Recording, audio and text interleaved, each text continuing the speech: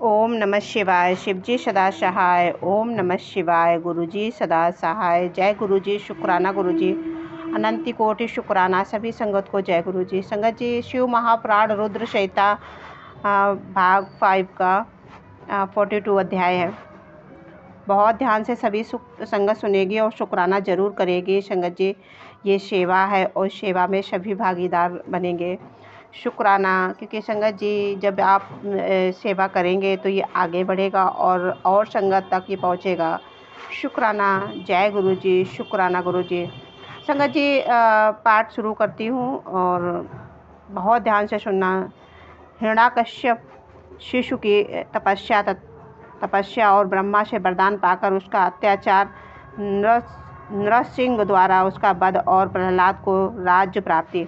सनत कुमार कहते हैं कि व्यास जी, इधर बारह रूपी धारी श्री हरि के द्वारा इस प्रकार भाई के मारे जाने पर हिरण्याकश्यप शोक और क्रोध से संतप्त हो उठा। श्री हरि के साथ बैर करना तो उसे रुचता ही था, अतः उसने सहारा प्रेमी वीर और असुरों को प्रजा का विनाश करने के लिए आज्ञा दे दी। तब वे संहार प्रिय असुर स्वामी की आज्ञा को सिर चढ़ाकर देवताओं और प्रजाओं को विनाश करने लगे। इस प्रकार जब उन दुष्ट चित्त वाले असुरों द्वारा सारा देवलोक तहस नहस कर दिया गया, तब देवता स्वर्ग को छोड़कर गुप्त रूप से भूतल पर विचरने लगे। उधर भाई की मृत्यु से दुखी हुए हिरण्याकश्यप शिशु ने भाई को जलाधि देकर उसकी स्त्री आदि को ढाढ़स बंधाया और तत्पश्चात उस दैत्य राज ने अपने लिए विचार किया कि मैं अजर और अमर हो जाऊं, मेरा ही एक छत्र साम्राज्य रहे और मेरा प्रतिद्वंदी कोई ना रह जाए। यूं साधारण बनाकर वह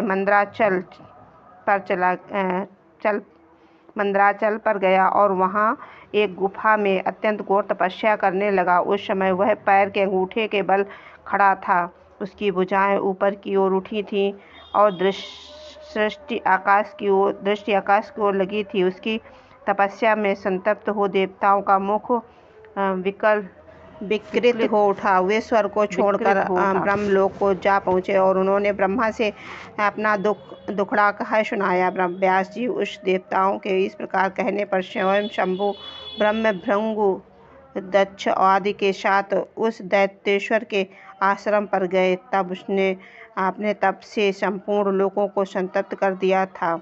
उस हिरण्याकश्यप ने वर के देने के लिए आए हुए पदयोनि ब्रह्मा को अपने सामने उपस्थित देखा।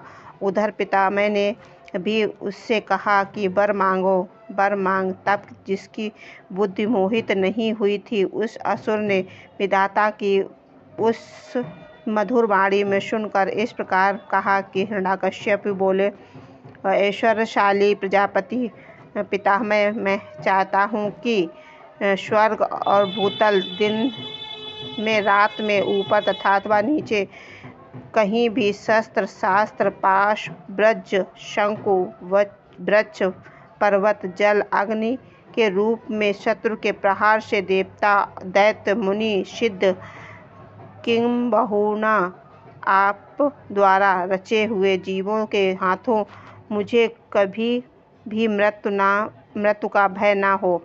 सनत कुमार जी कहते हैं कि मुनि हिरण्याकश्यप के वैसे वचन सुनकर पदयोनि ब्रह्मा के मन में दया का भाव जागृत हो उठा। उन्होंने मन ही मन विष्णु को प्रणाम करके उससे कहा कि दैत्येंद्र, मैं तुमसे प्रसन्न हूँ, अतः तुझे सारी वस्तुएं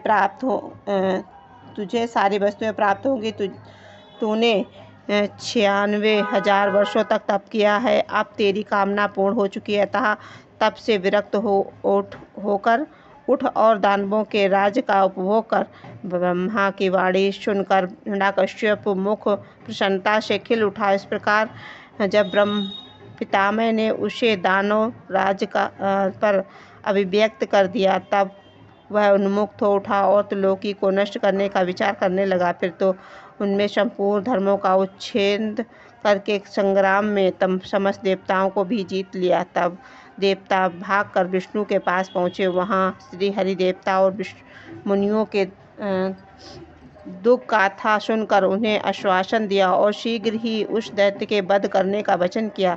तब देवता अपने स्थान को लौट आए। तदंतर महात्मा विष्णु ने ऐसा रूप धारण किया कि जो आधा सिंह और आधा मनुष्य का था, वह अत्यंत भयंकर विकराल दिख रहा था। उनका मुख फैला हुआ था और नासिका बड़ी सुंदर थी और नख सीखे थे। गर्दन पर जटाएं लहरा रही थीं और दहाड़े भी आयुध थे। इसमें करोड़ों सूर्यों के समान प्रभा छिटक रही थी और इसका प्रभाव प्रलयकालीन अग्नि के सदृश था। अधिक कहाँ तक कहा जाए, यह रूप जगन्मय था। इस रूप में भगवान भास्कर के अस्ताचल के शरण लेते हुए असुरों की नगरी में प्रविष्ट हुआ। उन अतुल प्रभावशाली नृसिंह को देखकर सभी दैत्य एक साथ उन पर टूट पड़े। तब उन अद्भुत पराक्रमी नृसिंह ने महाबली दैत्यों के साथ युद्ध करके बहुतों को मार डाला और बहुतों का पकड़कर तोड़ मरोड़ दिया। फिर वे उस नगर में घूमने लगे। तब उस शर्ममय सिंह को देखकर दैत्यराज के पुत्र प्रहलाद ने राजा के कहा कि यह मृगेंद्र तो जगन्मय दिख रहा है, यह यहाँ किस लिए आया है?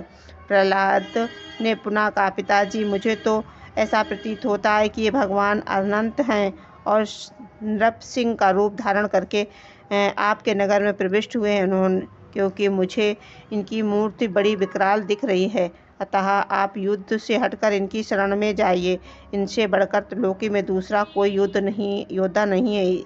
इसीलिए इन मृगेंद्र के सामने झुककर अपने राज्य का उपभोग कीजिए। अपने पुत्र की बात सुनकर वह दुरात्मा ने उससे कहा, बेटा, क्या तुम भयभीत हो गया? अपने पुत्र को यूं कहकर दैत्य के अधिपति राजा हिरण्यकश्यप ने महाबली दैत्य को आज्ञा देते हुए कहा कि वीरों, तुम लोग इस बेडौल भ्रुकुटी और नेत्रों वाले सिंह को पकड़ लो। तब स्वामी की आज्ञा से उन मृगेंद्र को पकड़ने की इच्छा से वे सभी बड़े बड़े दैत्य रणभूमि में घुसे और जैसे रूप की अभिलाषा से अग्नि में प्रवेश करने वाले पतंगे जल भुन जाते हैं, उसी तरह वे सबके सब क्षण भर में जल भस्म हो गए। दैत्यों में दग्ध हो जाने पर वह दैत्यराज संपूर्ण शास्त्र अस्त्र शक्ति और षष्ठ पाश अंकुश और पावक आदि के उस मृगेंद्र के साथ लोहा लेता ही रहा। इस प्रकार वह काल तक भयानक युद्ध हुआ। इसमें अंत में नृसिंह ने वज्र के समान कठोर अपनी अनेकों भुजाओं से उस दैत्य को पकड़ लिया और अपने अनुजों पर लिपटा हुआ दानव के मर्म को विदीर्ण करने के लिए नखाग्रों की उसकी छाती को चीर डाली और तथा खून से लथपथ हुए उसके हृदय कमल को निकाल लिया। फिर उसी क्षण उसके प्राण पखड़े उड़ गए। तब भगवान सिंह से बारंबार आघात से जिसके सारे अंग चूर चूर हो गए थे, उस काष्ठभूत दैत्य को छोड़ दिया। उस समय वह देव शत्रु के समान मारे जाने पर उसे बड़ी प्रसन्नता हुई। उसी अवसर पर प्रहलाद ने आकर उनके चरणों में सिर झुकाया। तब अद्भुत पराक्रमी विष्णु ने प्रहलाद को बुलाकर उन्हें दैत्यों के राज्य का अभिषेक कर दिया और स्वयं अतीक गति को प्राप्त हो गए, अर्थात अंतर्ध्यान हो गए। तदंतर ब्रह्म पितामह आदि समस्त सुरेश्वर परम प्रसन्न हो और अपना कार्य सिद्ध करने में पूजनीय भगवान विष्णु को उनकी दिशा में प्रणाम करके अपने अपने धाम को चले गए। विप्रवर प्रसंगवश मैंने रुद्र की अंधक की उत्पत्ति, बारह और हिरण्याक्ष की मृत्यु और नृसिंह हाथों से भगवान भाई का विनाश और प्रहलाद की राज्य प्राप्ति का वर्णन कर दिया। द्विज श्रेष्ठ, अब मैं शिव की कृपा से प्राप्त हुए अंधक के प्रभाव का शंकर जी के साथ उसके युद्ध और पीछे जिस प्रकार उसे महेश ने गणाधिपद की प्राप्ति हुई उस कथा का वर्णन करता हूँ, सुनो। जय गुरु जी। शुक्राना गुरु जी। आपकी बेटी से पढ़ने में कुछ गलती हो तो उसको क्षमा करना। शुक्राना गुरु पिता, शुक्राना गुरु पिता। सब संगत पर आप अपना मेहर भरा हाथ ऐसे ही बनाए रखना और सभी संगत पर कृपा दृष्टि बनाए रखना गुरु पिता। आप जितना प्यार लुटाते हैं वही बहुत होता है, पर फिर भी आपकी बेटी सबके लिए ब्लेसिंग मांगती है। शुक्राना गुरु जी। शुक्राना शुक्राना शुक्राना।